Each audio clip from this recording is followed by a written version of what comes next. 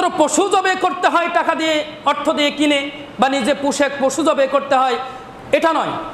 এর অনেকগুলি কারণ আছে, যার ভিতরে একটি কারণ সালাফগণ বলছেন যে গরিব দুঃখী মানুষ আমাদের সমাজে বসবাস করে না?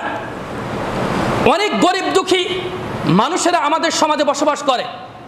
যেই গরিব দুঃখী মানুষেরা মাসের পর মাস যায় গরুর গোস্ত, ছাগলের গোস্ত, উটের গোস্ত এগুলো খেতে পারে না। আছে না অনেক মানুষ? আছে, অনেক মানুষ এরকম আছে। কিন্তু এখানে অনেক মানুষ এরকম আছে সপ্তাহে 2-3 দিনও গরুর গোস্ত, ছাগলের গোস্ত খায় কিনা? খায়। এরকম মানুষ আছে।